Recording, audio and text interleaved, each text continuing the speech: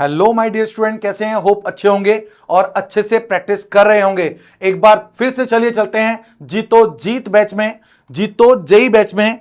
मैं आपका maths mentor लेके आया हूं एक नया टॉपिक।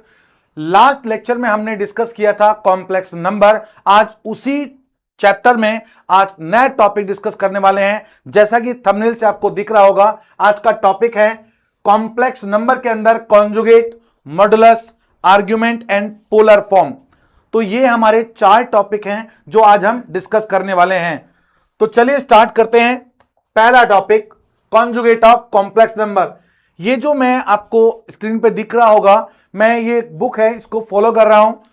ये है डॉक्टर एसके गोयल। ये बहुत अच्छी बुक है। इसमें चैप्टर को छोटे छोटे पार्ट्स में डिवाइड किया है, छोटे छोटे माइलस्टोन बनाए हैं। मतलब जैसे आज का एक हमारा माइलस्टोन क्या है, इस टॉपिक को कवर करना। तो बहुत अच्छी बुक है, प्रैक्टिस के लिए भी बहुत सारे क्वेश्चन दिए हुए हैं। तो चलिए स्टार्ट करते हैं। पहला टॉपिक हमारा कॉन्जुगेट ऑफ कॉम्प्लेक्स नंबर।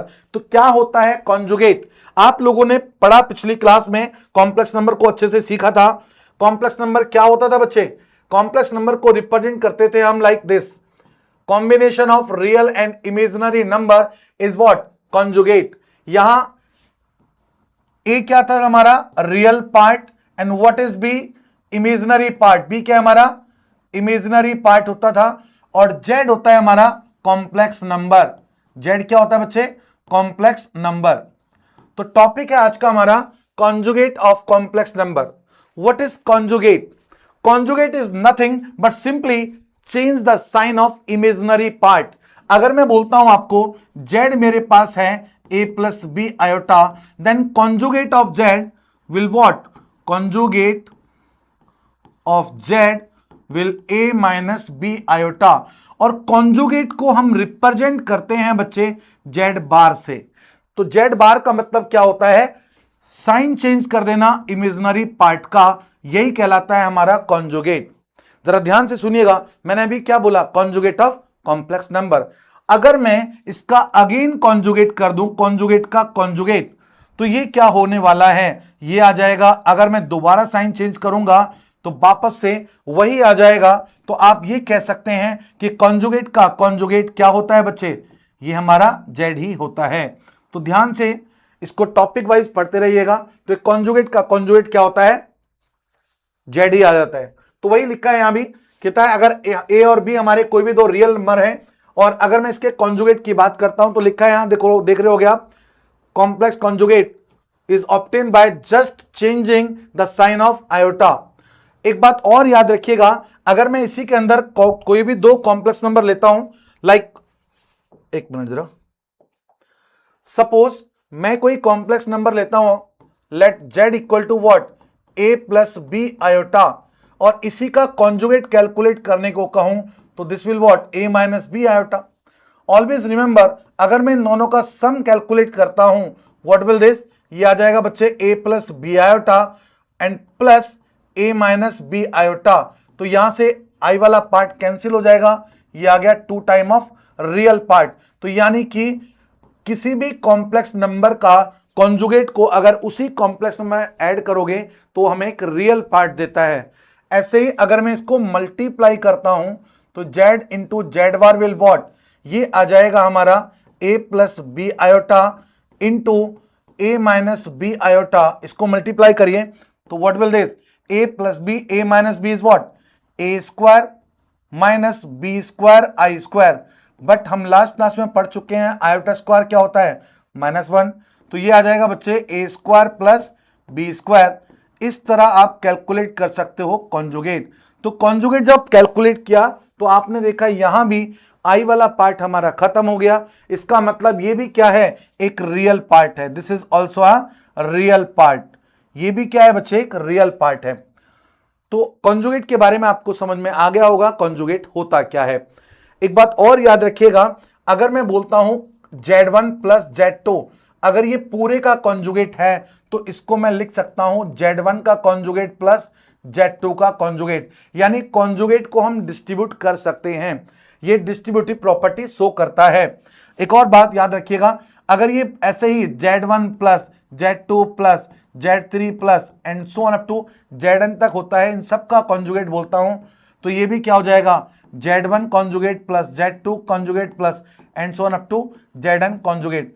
तो conjugate is nothing but simply the change of sign of imaginary part. तो इमेजिनरी पार्ट के साइन को चेंज करना ही कॉन्जुगेट कहलाता है। इस पे छोटा सा एग्जांपल देखने की कोशिश करिएगा। जैसे मान लेते हैं ये किस टाइप की प्रॉब्लम्स को सॉल्व करता है। अगर मैं बोलता हूं suppose a plus B iota is equal to x plus Y I divide by x minus Y i, और आपसे पूछा जाए then what a square plus B square is, ये क्या होगा। कोई भी कॉम्प्लेक्स नंबर दिया हो और आपसे स्क्वायर में कोई टर्म पूछी जाती है तो यहां आपने बिना सोचे समझे, अभी आपने देखा होगा जब मैंने किसी भी कॉम्प्लेक्स नंबर और उसी के कॉन्जुगेट को मल्टीप्लाई किया था तो आपने देखा था वो स्क्वायर में टर्म आई थी, स्क्वायर में टर्म आई थी। यानी जब भी कोई इस टाइप की कोई प्रॉब्लम आए कि कोई कॉम्प्लेक्स नंबर हमें दे रखा है और इसका स्क्वायर में वैल्यू चाहिए, तो आपने टेंशन नहीं लेनी है, जस्ट उसका कॉन्जुगेट कर देना है। कॉन्जुगेट बोथ साइड, फटाफट से कॉन्जुगेट करिए तो ये आ जाएगा a minus B I here x minus Y I divide by x plus Y I. Conjugate करने के बाद जो टर्म आएगी मैं उसको सेकेंड टर्म कंसिडर कर लेता हूं।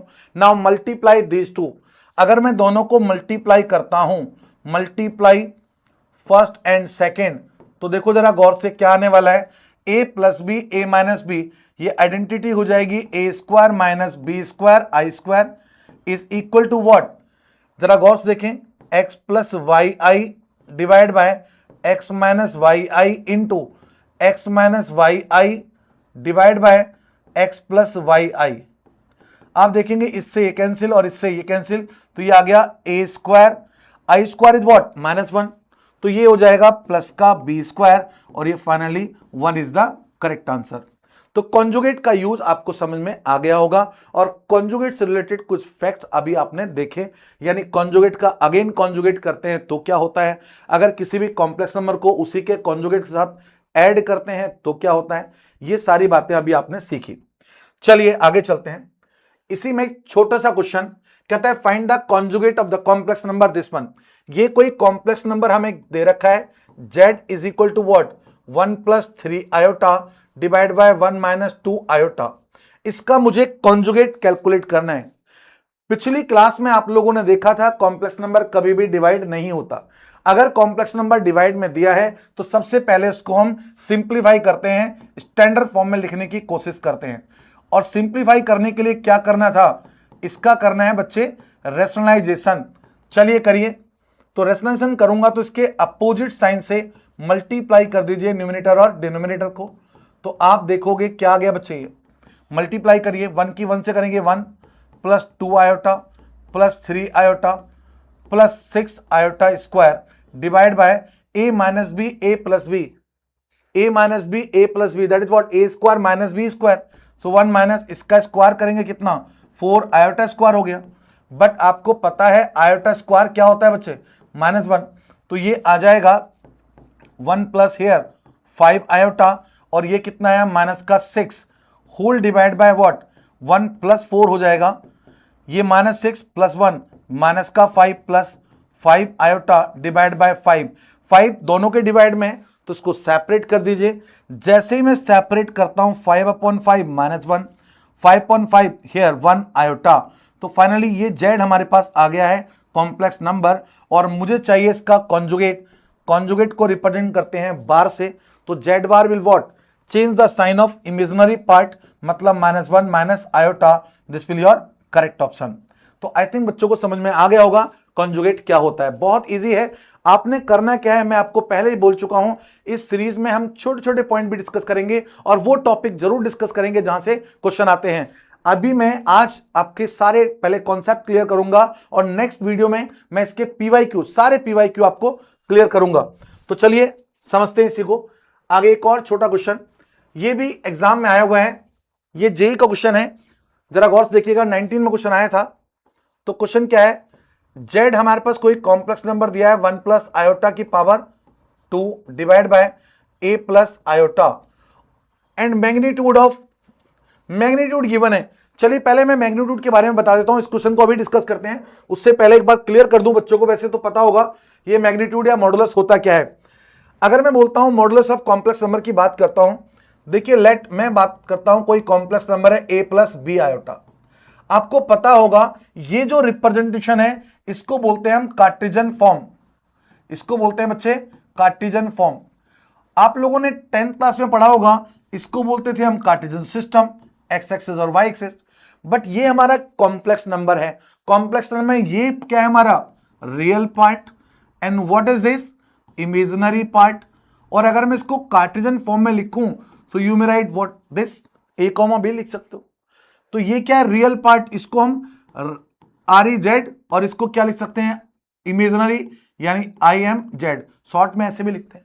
मतलब मेरा एक्स एक्सिस वाला पार्ट रियल पार्ट है और इमेजिनरी पार्ट हमारा ये बी है। अगर मैं इसको ऐसे ही यहां इंडिकेट कर दूं कार्टेशियन सिस्टम प्लेन में, तो a कॉमा बी, यहां से ये डिस्टेंस, ये पूरी डिस्टेंस क्या है रियल यानी a होगी, डायरेक्ट लिख देता हूं, और ये b होगी। तो इसका जो रिजल्टेंट होता है ये हमारा मैग्नीट्यूड कहलाता है r। ये तो आप डायरेक्ट भी कैलकुलेट कर सकते हो, r विल व्हाट, r कहें या z मॉड कहें बात एक ही है, मॉडुलस बोलते हैं इसको।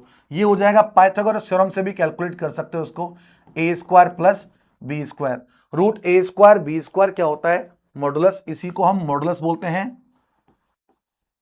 मॉडुलस। और मैग्नीट्यूड और रिजल्टेंट आप कुछ भी बोल सकते हो। तो जरा देखिएगा, यानी किसी भी कॉम्प्लेक्स नंबर का मैग्नीट्यूड जब निकालना हो तो आपने कुछ नहीं करना होता, सीधे क्या करेंगे a square plus B square.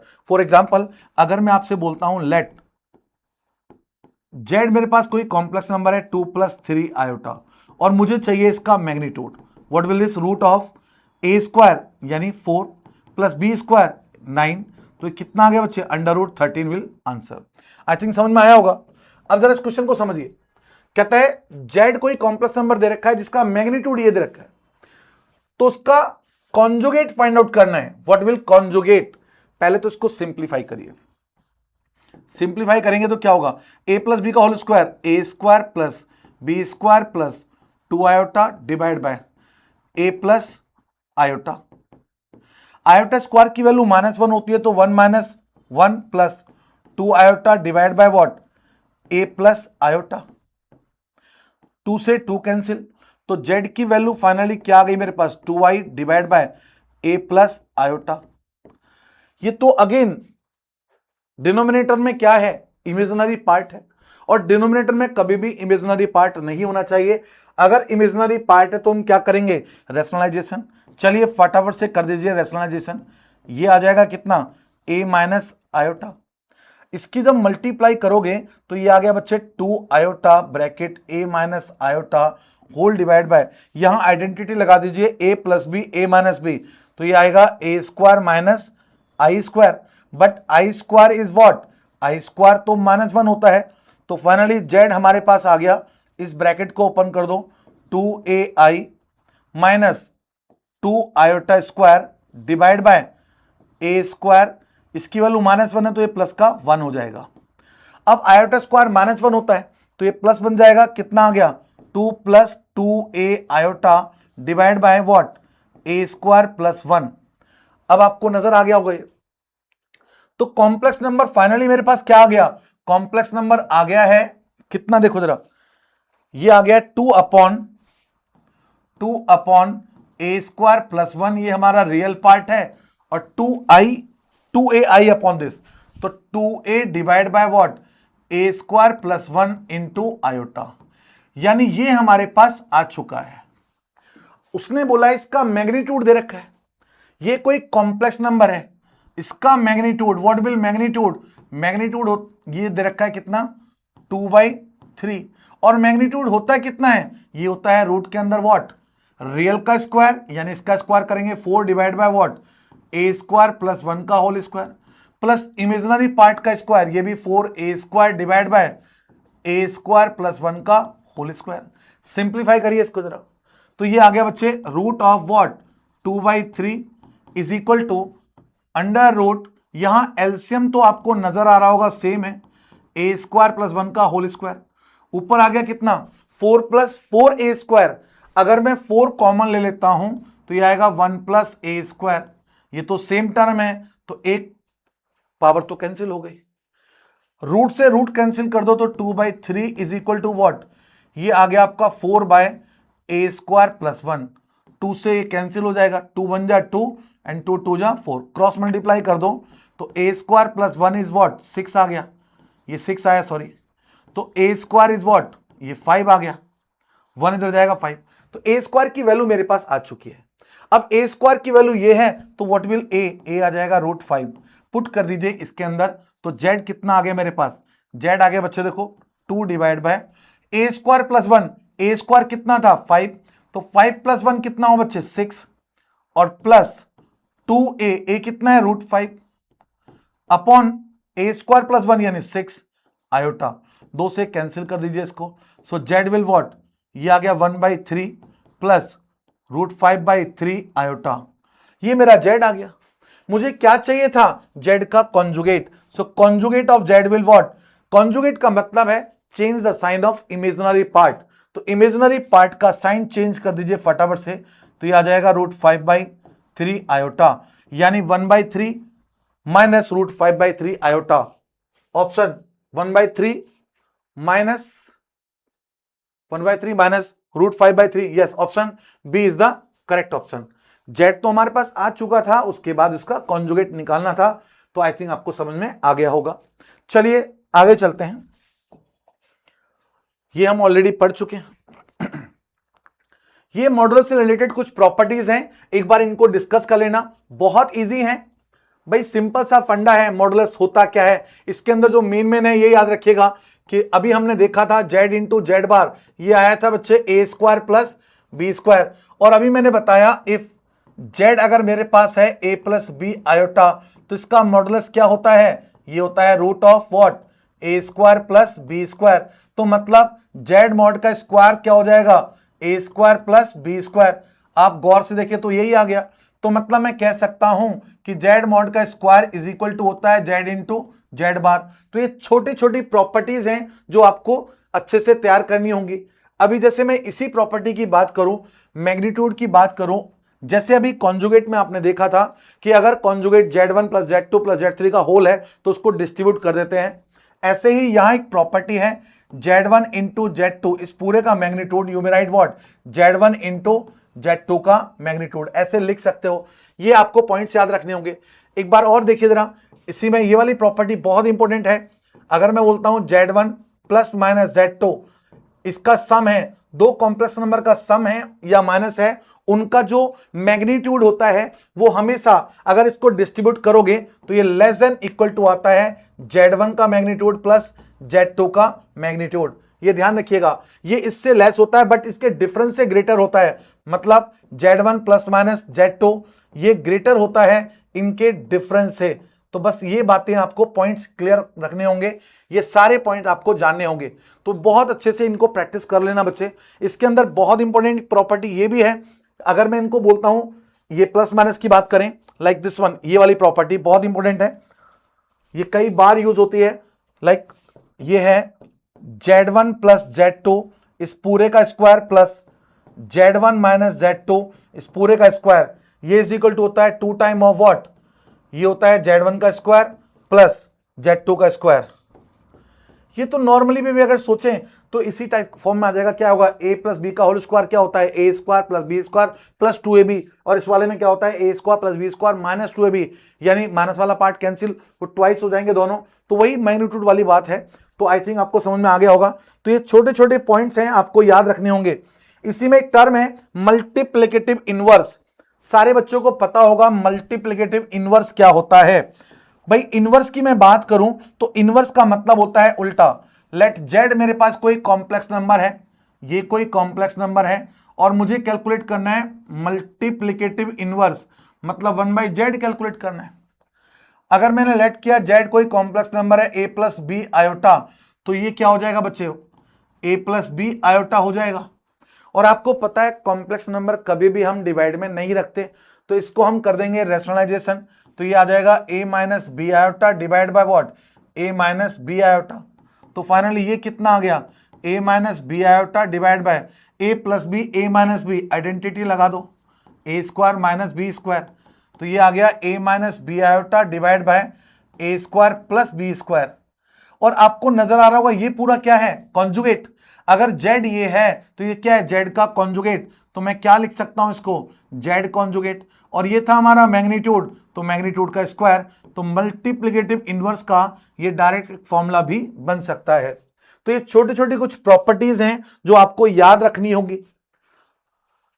अभी आपको जैसे मैंने एक और बात बताया अभी कि जेड इंटू जेड बार ये किसके इक्वल होता है, जेड मॉड के स्क्वायर के बराबर होता है। अगर मैं यहां से जेड कैलकुलेट करूंगा या जेड बार, तो यू में ऑल्सो राइट जेड वन का स्क्वायर डिवाइड बाय जेड भी आप ऐसे लिख सकते हो। तो आई थिंक मॉडुलस समझ में आ गया होगा आपको। तो चलिए चलते हैं इसी पे कुछ सम देखते हैं। ये छोटा सा क्वेश्चन है, find the modulus of the following complex number. ये कुछ कॉम्प्लेक्स नंबर दिए हैं, इनका मॉडुलस निकालना है। z इज इक्वल टू है 3 + 4 आयोटा। ये तो बिल्कुल बेसिक क्वेश्चंस हैं। ये हो जाएगा root of what, real square मतलब 9 प्लस इमेजिनरी स्क्वायर मतलब 16। ये कितना हुआ, √25, यानी फाइनली 5 हो गया। इसी में ये वाला पार्ट देखिए जरा, इसकी बात करें या इसकी बात करें तो बहुत इजी है। ये कितना है, -4 आयोटा। ये -4 आयोटा है, यानी ओनली इमेजिनरी पार्ट इसके अंदर गिवन है, मतलब रियल पार्ट इसका 0 होगा। तो आप इसको क्या लिख सकते हो, यू में राइट व्हाट, 0 -4 आयोटा। अब रियल पार्ट 0 है, इमेजिनरी -4, तो मैग्नीट्यूड क्या हो जाएगा, ये हो जाएगा रूट ऑफ 0 + 16 और ये आ जाएगा 4। 4 इज द करेक्ट आंसर। तो ये फटाफट से, ये जो 2 क्वेश्चन बचे हैं छोटे छोटे क्वेश्चन है, इसका फटाफट से रिप्लाई करिएगा, कमेंट में आंसर जरूर लिखिएगा। ये तो बहुत बेसिक सी चीजें हैं, लेकिन जानना बहुत जरूरी है बच्चे। बड़े बड़े क्वेश्चन करने के लिए आपको पहले बेसिक जानना बहुत जरूरी होगा। अब इस क्वेश्चन को देखिए, ये क्वेश्चन एग्जाम में आया हुआ है, अच्छे से समझिएगा जरा कॉन्सेप्ट क्या है। भाई आपको क्या गिवन है वो देखो। पहले आपके पास गिवन है क्या, Z1 कितना है 1, मैग्नीट्यूड ऑफ Z2 ये कितना है 2, मैग्नीट्यूड ऑफ Z3 ये कितना है 3, और मुझे एक और चीज दे रखी है, एंड मैग्नीट्यूड दे रखा है किसका, 9 Z1 Z2 plus 4 Z3 Z1 plus Z2 Z3, इस सब का मैग्नीट्यूड कितना दे रखा है, 6 दे रखा है। ये 6 दे रखा है, जरा अच्छे से समझिएगा। इसको थोड़ा सही से लिख देता हूं। ये है Z2 इंटू Z3, इसका पूरे का मैग्नीट्यूड 6 दे रखा है। वैल्यू फाइंड आउट करनी है इनके सम का मैग्नीट्यूड। जरा समझिएगा, Z1 का मैग्नीट्यूड दे रखा है। अभी आपको अगर मैं बोलूं Z1 का स्क्वायर करने को, तो क्या होगा, 1 होगा। और अभी हमने पढ़ा था इसके स्क्वायर को यू में right what, Z1 into Z1 बार लिख सकते हैं। सो व्हाट विल Z1 बार क्या हो जाएगा, 1/Z1 ऐसा लिख सकता हूं। सिमिलरली Z2 की बात करूं तो Z2 मॉड का स्क्वायर कितना हो जाएगा, ये 4 हो जाएगा, स्क्वायरिंग बोथ साइड। इसको अगेन क्या लिख सकते हो, Z2 into Z2 bar 4। So what will Z2 बार, ये हो जाएगा 4/Z2। सिमिलरली इसमें भी Z3 का स्क्वायर कितना होगा, 9। So Z3 into Z3 bar equal to what, 9। Z3 bar कितना हुआ, 9/Z3। आपको समझ में आ गया हो गया था। ये टर्म हमें गिवन है। देखिए एक तो तरीका ये है मैं डायरेक्ट प्रॉपर्टी लगा दूं, एक तरीका ये है दो मल्टीप्लाई में है। अगर मैं इसको Z1 Z2 Z3 मॉड से डिवाइड कर दूं और उसी से मल्टीप्लाई कर दूं। अगर मैं मल्टीप्लाई करता हूं किससे, Z1 into Z2 into Z3, तो इसी से मुझे डिवाइड करना पड़ेगा, ये मॉड के अंदर है। अगर मैं इसको डिवाइड करता हूं तीनों से, तो ये क्या आ जाएगा, 9/Z1 Z2 कैंसिल हो जाएगा और बचेगा Z3 प्लस ये बचेगा 4 देखो इसी से डिवाइड किया है और इसी से मल्टीप्लाई करूंगा, 1 और 3 कैंसिल हो जाएगा, डिवाइड में बचेगा कितना, Z2, और सिमिलरली 1/Z1, और ये सारा किसके इक्वल है, 6 के। ये सारा किसके इक्वल है, 6 के। अभी आपको एक प्रॉपर्टी पढ़ी थी कि अगर Z1 इंटू Z2 का मॉड है तो मैं इसको डिस्ट्रीब्यूट कर सकता हूं ऐसे, लाइक दिस। तो ये 3 है, तो क्या लिख सकते हो आप इसको, ये हो जाएगा Z1 into Z2 mod into Z3 mod, और जरा गौर से देखें मैग्नीट्यूड के अंदर 9/Z3, अभी आपने देखा था 9/Z3 किसके इक्वल है, 9/Z3 को लिख सकता हूं कितना, Z3 बार प्लस इसको Z2 बार प्लस ये Z1 बार, क्लियर है नॉट, और ये सब किसके इक्वल है, 6 के। Z1 का मैग्नीट्यूड ऑलरेडी गिवन है 1, तो ये हो गया 1, और ये कितना है बच्चे 2, और ये कितना है 3, और ये कितना आ गया Z1 पहले इसको लिख दो, Z1 bar plus Z2 bar plus Z3 bar is equal to what 6, 3 2 जा 6, ये तो कैंसिल हो गया। अब ये आ गया। अब जरा गौर से देखें, अभी आपने पिछली क्लास, अभी थोड़ी देर पहले बताया था मैंने, ये डिस्ट्रीब्यूशन लॉ लग सकता है। अगर मैं बोलता हूं Z1 इंटू Z2 का होल बार है तो इसको क्या लिख सकते हैं, Z1 बार और प्लस Z2 बार, अगर प्लस होता तो आपको याद होगा। तो इसको प्लस को मैं क्या लिख सकता हूं बच्चे, इसको लिख सकता हूं Z1 plus Z2 plus Z3 इस पूरे का bar is equal to what 1। और आपको ये पता होगा कि अगर मैं Z का मॉड कहूं या Z बार का मॉड करूं, बात एक ही है। देखिए ना आप, सपोज Z मेरे पास है a plus B iota, Z bar will what, ये हो जाएगा a minus B iota. So magnitude of Z will what? Under root a square plus b square, and similarly Z बार का magnitude कहूंगा तो वो भी क्या होगा, a square plus b square, क्योंकि स्क्वायर करने पे पॉजिटिव हो जाता है। तो मतलब मैं Z का मैग्नीट्यूड कहूं या Z बार का मैग्नीट्यूड कहूं, बात तो एक ही है। और यहां क्या है, पूरे का Z बार का मैग्नीट्यूड है, अगर मैं बार हटा दूं तो भी तो मैग्नीट्यूड सेम ही रहेगा, यानी इन तीनों का मैग्नीट्यूड क्या होगा 1, और यही तो हमें फाइंड आउट करना था। तो इसकी वैल्यू क्या आ गई finally, 1 is the correct answer. I think समझ में आ गया होगा बच्चों। तो ये था हमारा modulus, how to calculate magnitude. चलिए आगे चलते हैं। एक और क्वेश्चन, ये 19 का क्वेश्चन है, सिमिलर क्वेश्चन आया था 19 में इस टाइप का।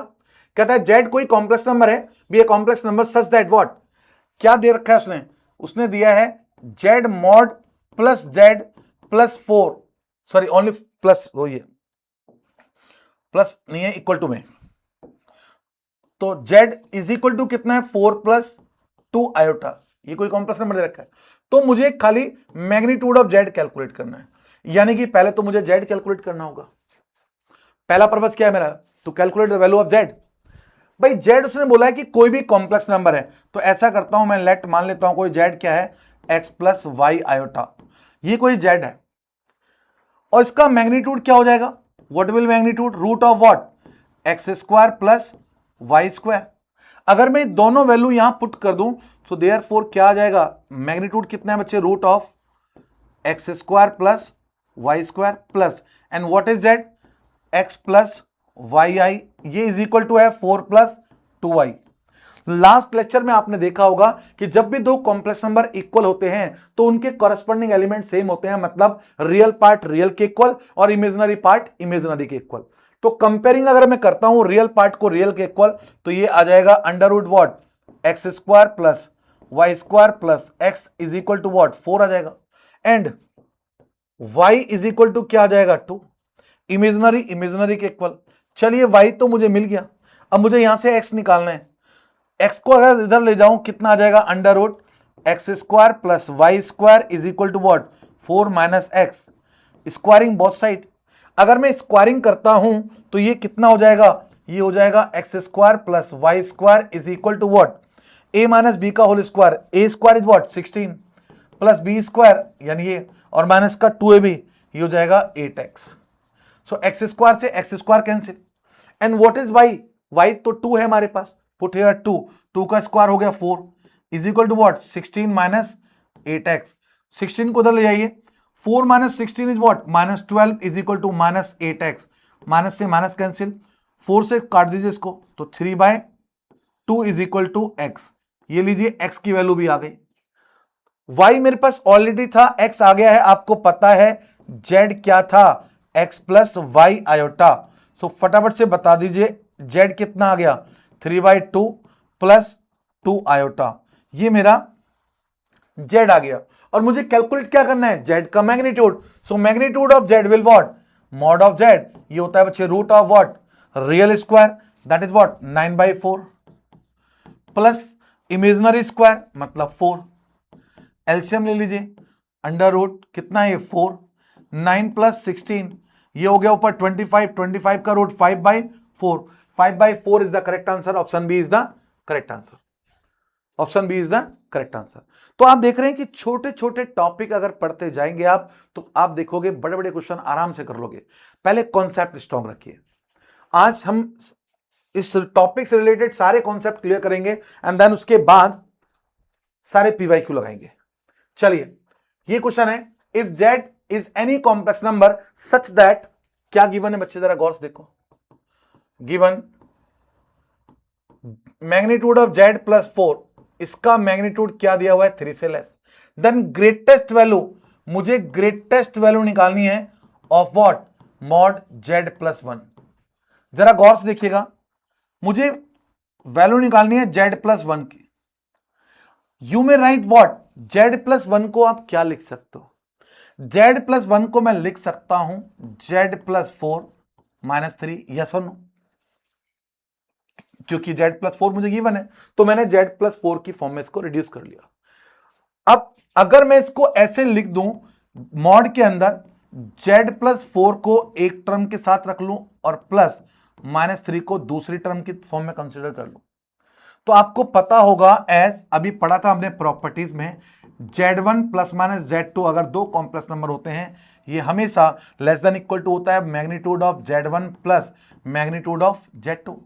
तो सिमिलरली यहां मैं क्या लगा दूंगा, ये क्या हो जाएगा, व्हाट विल दिस, ये हो लेस देन ये पूरी टर्म, यानी Z plus 4 plus -3 will less than what, magnitude of Z plus 4 plus magnitude of -3। I think clear हो गया होगा। और ये टर्म पूरी किसके इक्वल थी, इसके इक्वल। सो देयरफॉर मैं लिख सकता हूं Z प्लस 1 ये पूरा क्या होगा, less than magnitude of Z plus 4 और प्लस मैग्नीट्यूड ऑफ -3। और आपको पता है कि ये वैल्यू क्या है 3 और 3 से लेस, तो मैं इसको अगर 3 भी लिख देता हूं क्योंकि ये 3 होगी या उससे लेस होगी, और +3 -3 का मॉड क्या होगा +3 हो जाएगा ये भी। तो इसका मतलब ये आया Z प्लस 1 लेस देन 6, यानी Z प्लस 1 की जो वैल्यू है वो क्या होगी, मैक्सिमम 6 होगी या 6 से छोटी होगी। तो greatest value of this complex number is what, ये जो magnitude of what Z plus 1 है इसकी ग्रेटेस्ट वैल्यू क्या हो सकती है, 6 हो सकती है, इससे बड़ी वैल्यू इसकी नहीं हो सकती। तो कॉन्सेप्ट क्लियर हो गया होगा। ये आप तभी कर सकते थे जब आपको ये प्रॉपर्टीज क्लियर होंगी।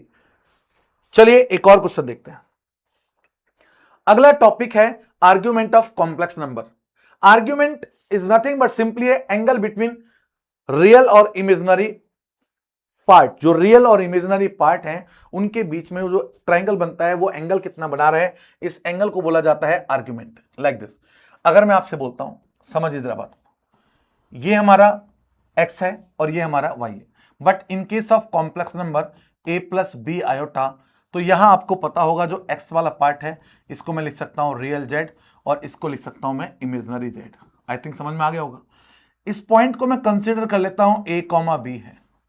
अच्छे से समझिएगा, परपेंडिकुलर ड्रॉ किया, ये पूरा सपोज a है और ये b है। इसको जब ज्वाइन कराते थे मैंने बताया था ये रिजल्टेंट है और यू में साइन मैग्नीट्यूड, इनके बीच में जो एंगल है इसी को बोलते हैं हम आर्ग्यूमेंट ऑफ जेड।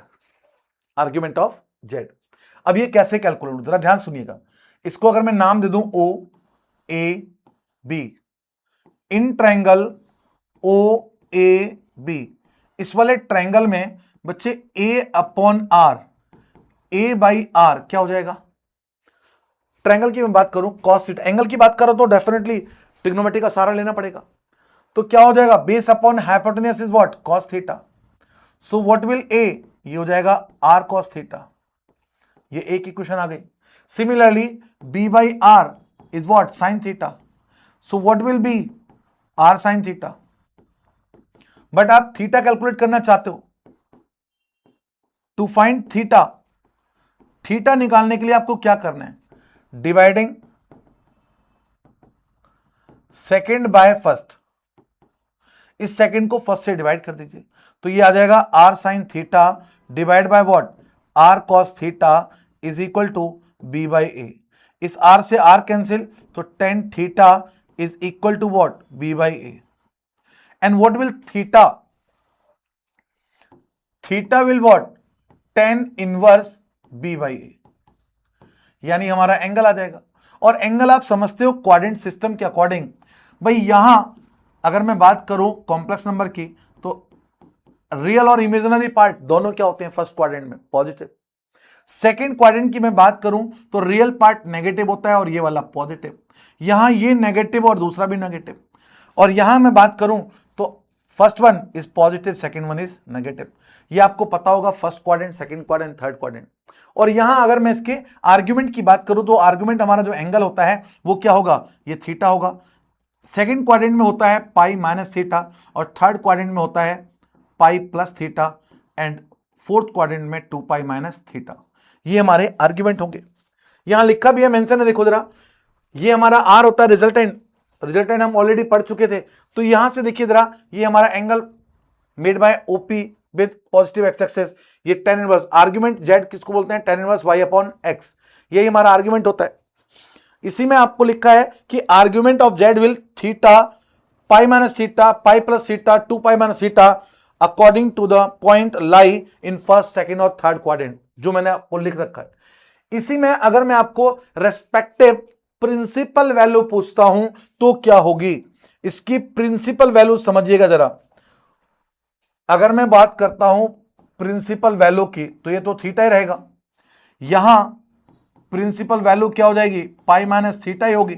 बट यहां जो प्रिंसिपल वैल्यू होती है फोर्थ क्वाड्रेंट में, ये माइनस थीटा होगी और इसकी प्रिंसिपल वैल्यू हो जाएगी थीटा माइनस पाई। अगर आप कैलकुलेट करोगे तो रिजल्ट इनके सेम आते हैं, बट प्रिंसिपल वैल्यू अगर आपसे पूछी जाती है तो आप क्या लिख दोगे, कॉम्प्लेक्स नंबर के केस में थीटा माइनस पाई, ये theta pi minus theta and here minus theta. अब एक तरह से ध्यान रखिएगा, ये हमारा क्या होता था, एंटी क्लॉकवाइज, ये क्लॉकवाइज हो गया, क्वाड्रेंट में मतलब माइनस का थीटा होगा।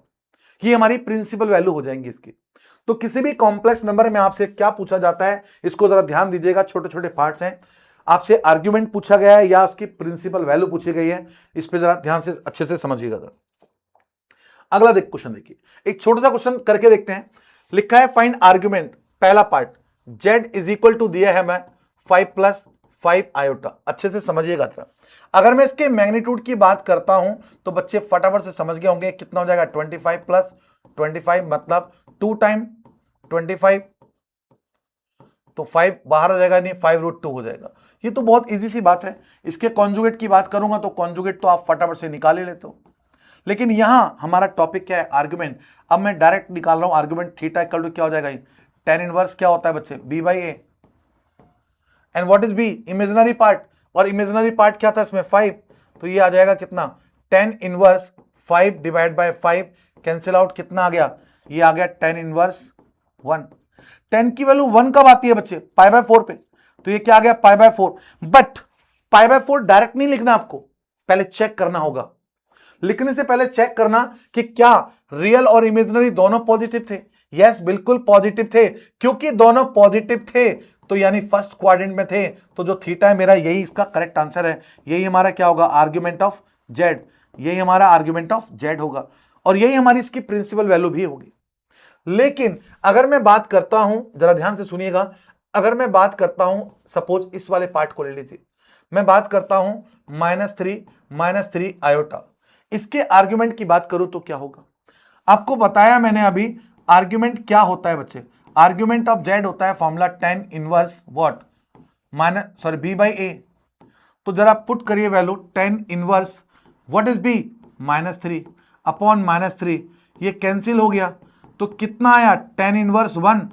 भाई टेन इनवर्स 1 तो अभी हमने पढ़ा था पाई बाई 4 होता है, तो मैं डायरेक्ट क्या लिख दूंगा, पाई बाई 4, और ये गलत होगा, जबकि यहां प्लस का 1 नजर आ रहा है, फिर भी ये गलत होगा। मैंने अभी कहा ये लिखने से पहले आप सोच लेना कि ये कौन से क्वाड्रेंट में है। आप देख रहे हैं रियल और इमेजिनरी दोनों नेगेटिव हैं। दोनों नेगेटिव कहां होते हैं बच्चे, थर्ड क्वाड्रेंट में। और थर्ड क्वाड्रेंट में अगर मैं आर्ग्यूमेंट की बात करूं, argument of Z, what will this, यहां से एंगल मेरा कितना निकल के आ रहा था, एंगल मेरा निकल के आ रहा है π/4, एंगल आ रहा है मेरा π/4, बट मैं नहीं लिखूंगा तो मेरा आर्ग्यूमेंट क्या होगा, क्योंकि थर्ड क्वाड्रेंट में है, आपको पता है यहां थीटा होता है, यहां पाई माइनस थीटा, और यहां पाई प्लस थीटा, और यहां होता है 2π माइनस थीटा। तो ये कितना हो जाएगा, ये हो जाएगा पाई प्लस थीटा यानी π/4, इसका मतलब कितना हो जाएगा 5π/4, ये हमारा आर्ग्यूमेंट हो जाएगा। लेकिन अगर आपसे पूछा जाता है प्रिंसिपल वैल्यू ऑफ जेड, तो क्योंकि थर्ड क्वाड्रेंट में आपको पता है प्रिंसिपल वैल्यू क्या होती है, थीटा माइनस पाई, यानी क्या हो जाएगा, ये हो जाएगा π/4 माइनस पाई। तो कितना हो गया, एलसीएम ले लीजिए, ये हो जाएगा 4 यानी माइनस का 3π/4 इज द करेक्ट आंसर। ये इसकी प्रिंसिपल वैल्यू हो जाएगी। आई थिंक समझ में आ गया होगा आपको आर्ग्यूमेंट और प्रिंसिपल वैल्यू कैसे कैलकुलेट करते हैं। चलिए चलते हैं एक और सम। इस क्वेश्चन को समझिएगा, कहता है find argument and principal value, दोनों पार्ट पूछे गए हैं, आर्ग्यूमेंट भी निकालना है और प्रिंसिपल वैल्यू भी निकालनी है इस पार्ट की। जेड क्या दिया है आपको, 2 plus iota divide by what, 4 iota plus 1 plus iota का होल स्क्वायर। सबसे पहले आप इसको सिंप्लीफाई करिए, 2 plus iota divide by here 4 iota plus a plus B का square is what, a square plus B square plus 2ab यानी 2 iota. तो आप देख रहे हैं ये आ गया 2 plus iota divide by what, 4 iota plus 2 iota, ये कितना आ गया 6 आयोटा, और प्लस ये कितना है 1 और ये माइनस 1, 1 कैंसिल आउट, तो ये आ गया 2 plus iota divide by 6 iota. इसको सेपरेट कर दीजिए एक बार, 2/6 आयोटा और plus iota by 6 iota, iota से आयोटा कैंसिल और 2 से ये कैंसिल हो जाएगा, तो ये आया 1/6 प्लस 1/3 आयोटा। अब आयोटा है, इसको रेशनलाइजेशन कर दो, आयोटा डिवाइड बाय आयोटा, क्योंकि इमेजिनरी पार्ट को कभी भी हम डिवाइड में नहीं रखते।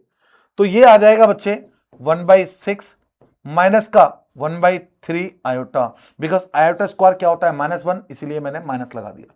यानी फाइनली मेरे पास जेड आ चुका है। जेड कितना आया बच्चे, ये आया 1/6 माइनस 1/3 आयोटा। आप देख रहे हैं रियल जेड क्या है, पॉजिटिव है, और इमेजिनरी जेड क्या है, नेगेटिव है। तो जरा फटाफट से सोच के बता दो कौन से क्वाड्रेंट में है। यहां दोनों प्लस होते हैं, यहां माइनस और प्लस होते हैं, यहां माइनस और माइनस, और इधर प्लस और माइनस। पहला प्लस दूसरा माइनस, मतलब वही केस है। ये कौन से क्वाड्रेंट में लाई कर रहे हैं बच्चे, फोर्थ क्वाड्रेंट में। ये लाई कर रहे हैं फोर्थ क्वाड्रेंट में। तो फटाफट से पहले मुझे बता दो आर्ग्यूमेंट क्या होगा। आर्ग्यूमेंट जेड होता है tan इनवर्स b/a, b कितना है -1/3 अपॉन 1/6। आपको पता है डिवाइड के डिवाइड है, तो ये कितना हो जाएगा tan इनवर्स व्हाट -1/3 इंटू 6/1, तो ये कैंसिल हो जाएगा 2, तो ये आ गया tan इनवर्स व्हाट माइनस का 2, ये आ गया। अब क्योंकि आर्ग्यूमेंट है तो ये माइनस क्यों आया है, क्योंकि ये फोर्थ क्वाड्रेंट में है, और फोर्थ क्वाड्रेंट में एंगल क्या होता है 2π माइनस थीटा। तो मैं थीटा सीधे क्या कर दूंगा, इसका आर्ग्यूमेंट मेरा क्या आ जाएगा, ये आ जाएगा 2π minus theta. Theta is what tan inverse 2, यहां लिख दूंगा मैं tan इनवर्स 2। आपको पता होगा वैसे भी tan inverse minus theta minus होता है, तो सीधे क्या हो गया 2π minus tan inverse √2, tan inverse 2 sorry, ये आर्गुमेंट आ गया। लेकिन अगर आपसे बोला जाता कि इसकी प्रिंसिपल वैल्यू निकालिए, बोला गया भी है, पूछा भी है प्रिंसिपल वैल्यू ऑफ जेड, तो प्रिंसिपल वैल्यू क्या होती है, यहां माइनस होती है। आपको पता है फोर्थ क्वाड्रेंट में क्या होता है माइनस थीटा, तो ये आ जाता माइनस का tan inverse 2। So tan inverse 2 is the principal value of Z. तो ये ध्यान रखिएगा, आपसे आर्ग्यूमेंट पूछा गया है या प्रिंसिपल वैल्यू पूछी गई है। चलिए आगे चलते हैं। नेक्स्ट अगला टॉपिक आता है polar form of complex number. What is polar form of complex number? So trigonometric representation of complex number is known as polar form. किसी भी कॉम्प्लेक्स नंबर को ट्रिग्नोमेट्री की फॉर्म में लिखना पोलर फॉर्म कहलाता है। समझिएगा जरा, अगर मैं बोलता हूं जेड है a प्लस बी आयोटा, इस फॉर्म में लिखना यह कहलाता है कार्टेशियन फॉर्म। क्या कहलाता है बच्चे? Cartesian form. लेकिन अगर मैं इसको ट्रिग्नोमेट्री में रिप्रेजेंट करना चाहता हूं तो ट्रिग्नोमेट्रिक रिप्रेजेंटेशन वो कहलाती है हमारी पोलर फॉर्म। यहां आप देख भी रहे होंगे बुक में क्या लिखा है, एक्स प्लस वाई आयोटा की फॉर्म में लिखा है। मैंने मान लिया मेरा कोई कॉम्प्लेक्स नंबर है z equal to what x plus y iota, तो ये मेरा पॉइंट क्या हो जाएगा x कॉमा वाई, मतलब ये डिस्टेंस x है, ये डिस्टेंस y है और ये रिजल्टेंट होगा, ये थीटा है। अभी हमने पढ़ा था इन दिस ट्राइंगल OPM, अगर मैं इसकी बात करता हूं इन ट्राइंगल OPM, इसके अंदर बात करूं तो बेस अपॉन यानी x upon r will what, ये हो जाएगा cos theta and y upon r ये हो जाएगा sin थीटा। तो यहां से x विल व्हाट, ये आ जाएगा r cos theta and what is y, ये होगा r sin theta. But complex number क्या था मेरा, कॉम्प्लेक्स नंबर था x प्लस वाई आई। एक बार वैल्यू पुट कर दीजिए, what is x, x is r cos theta plus y r sin theta I. r में अगर यहां से कॉमन ले लूं तो ये आ जाएगा बच्चे cos theta plus iota sin theta, और इसी फॉर्म को बोला जाता है polar form. This is your polar form.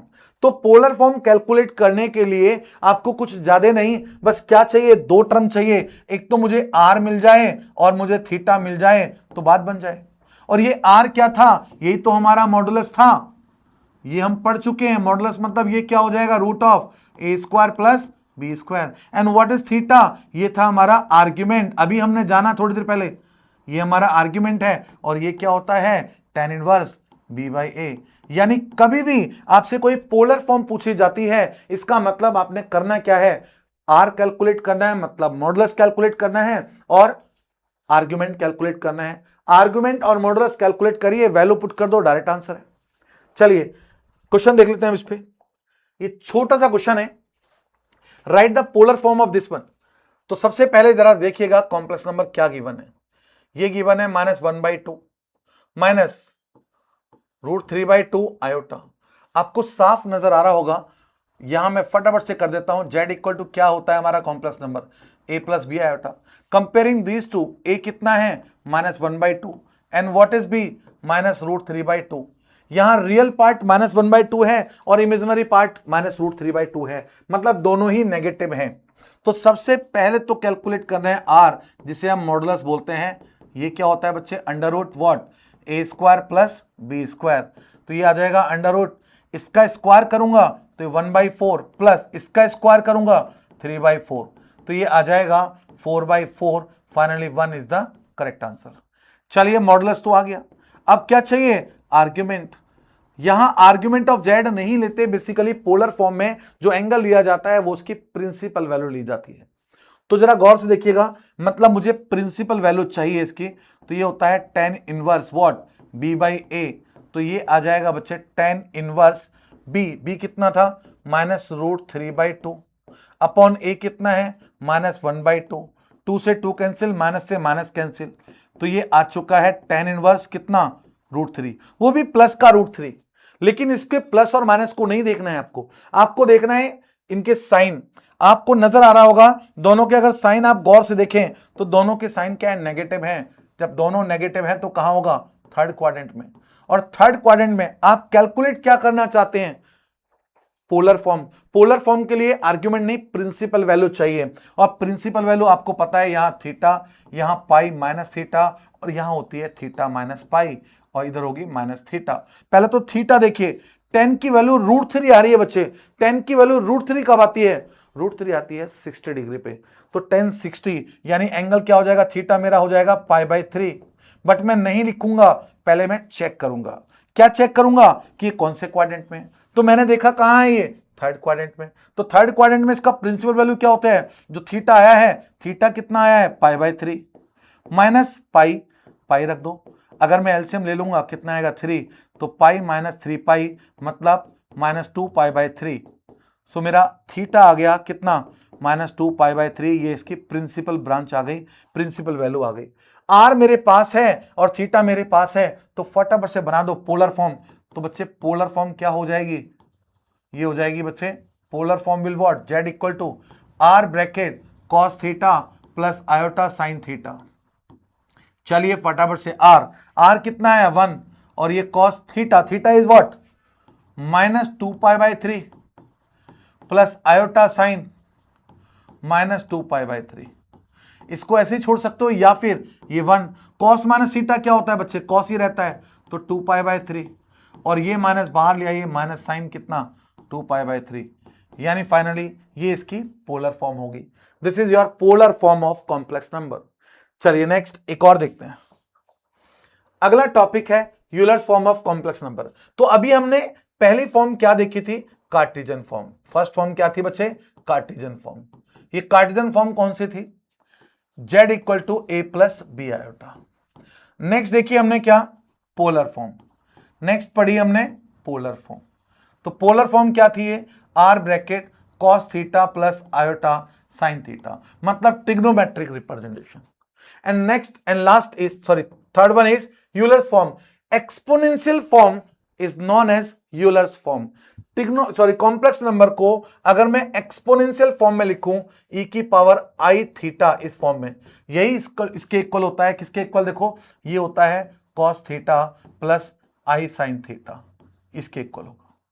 और अगर मैं इसको ऐसे बोलूं e की पावर r i थीटा, तो ये r ब्रैकेट ये हो जाएगा cos theta plus i sine theta.